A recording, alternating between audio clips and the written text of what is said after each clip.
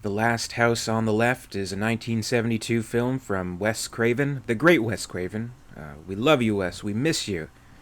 The horror film world is lesser for your absence. There'll never be another Wes Craven film. That's heartbreaking.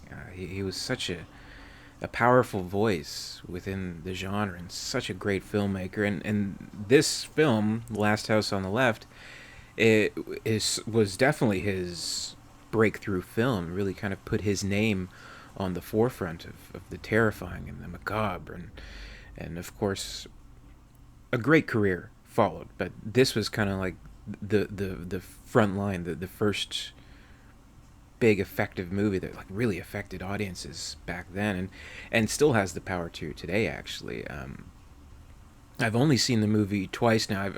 I just recently watched it again for this horror movie marathon that I'm doing this month in October, and it really does still have an effect. It really is kind of a shocking and gruesome kind of film. But unlike some of his other movies, where there would be kind of supernatural things to follow, this is a very kind of down to earth, real world kind of horror that he recognizes within this story, uh, about the fear of something terrible happening to a loved one, and what do you do once that happens. So I mean, like, it's hard to not spoil it in just like generally giving a plot generalization. So this will be a spoiler review. So uh, I mean, just non-spoiler. If you haven't seen this film, it's definitely worth a look. But with a warning, there's some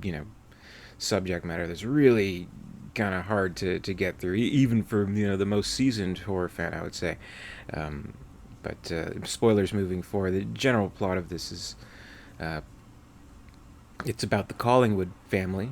They live kind of in seclusion.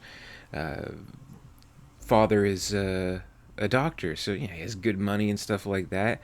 And their daughter Mary is living, I guess, somewhat of a sheltered life, but like any other teenager, I think it's yeah, it's set on her birthday, her, I believe, her 17th, 18th birthday, something like that.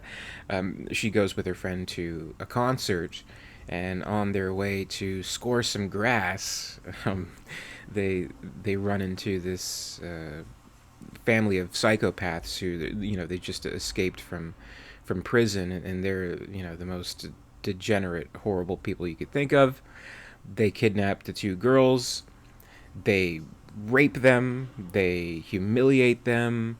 They torture them almost endlessly, and then kill them both. And then the mother and father, the Collingwoods, uh, they, while they're still waiting for their missing daughter, they don't know what's happened yet. But this family of murderers, since they had just happened to come upon this kind of secluded area where they live, their car breaks down.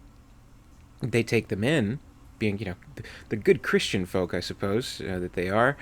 Feed them, give them somewhere to sleep, and all that. But then they discover the truth. They discover that they had murdered their daughter, and it becomes their choice in this story to seek a vengeance to that, to make them pay for what they did to their daughter. And that's essentially the concept of the film. And it's a really hard hitting one, and I mean, it's all the more powerful for what we kind of have to go through with the daughter character, with Marion, and the terrible experience that she's put through, and we have to watch as the audience.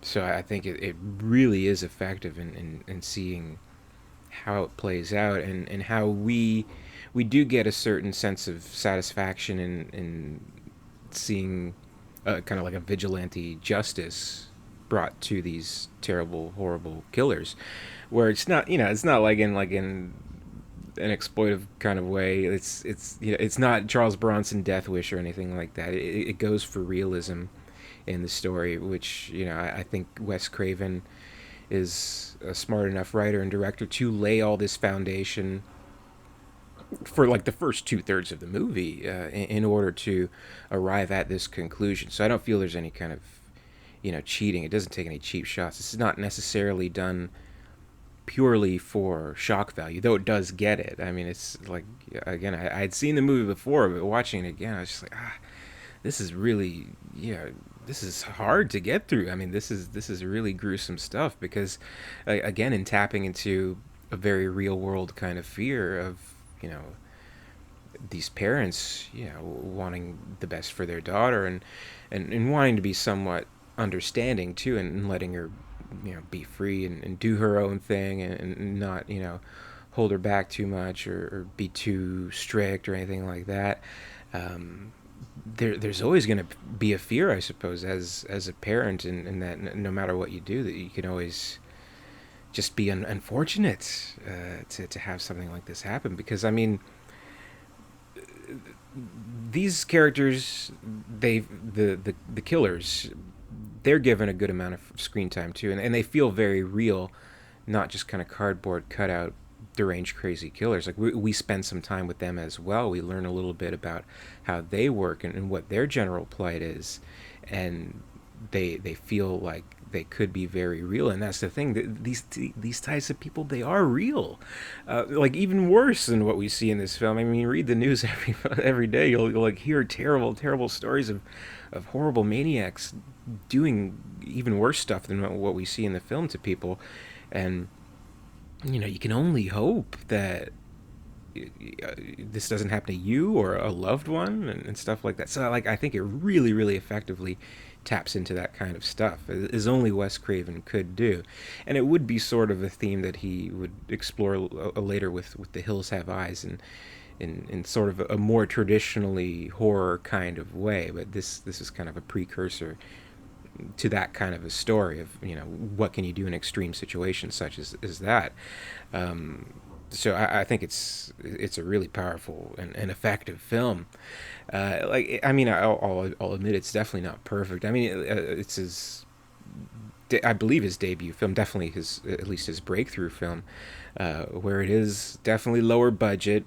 You can tell it's, not the most pristine looking film, a little rough around the edges, I guess you could say. And yeah, the acting's decent, though not perfect. And yeah, there's some hokey dialogue here and there. And just in general, I mean, a fair amount of it feels somewhat dated, which, I mean, you can't really fault it for now. And though I'm sure it really especially struck a nerve in the time, because, there are certain conversations that take place in this film about how different life is now in the 70s, right? And, comparing the two different generations, and kind of modern ideas, and like even like, the matriarch of this killer family, she even like has her own ideas, talking about, like women's lib and Freud and all this kind of stuff. So I mean, while some of it's a little dated, a little hokey, I mean, it definitely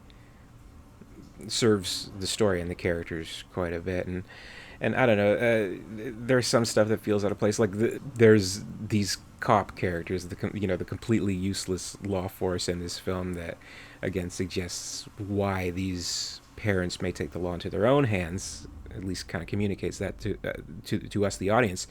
Some of their scenes are a little goofy and cheesy, but at the same time, you kind of think, well, maybe we need a little bit of levity in this really harsh movie.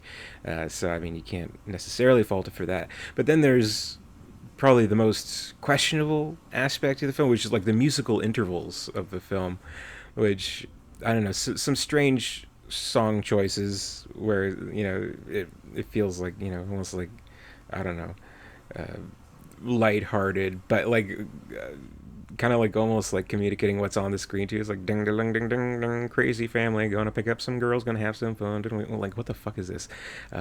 So that's a little strange, a little questionable, which yeah, maybe hurts the film a little bit, hurts the tone a little bit. But some of it was needed because, again, it deals with really harsh subject matter, and a really grueling experience. But it is, I mean, at the end of it all, it is a satisfying story, and I think it does kind of question the audience of what would you do if you were faced with this same situation. So I think it does that very well, and I can certainly see why this put Wes Craven on the map.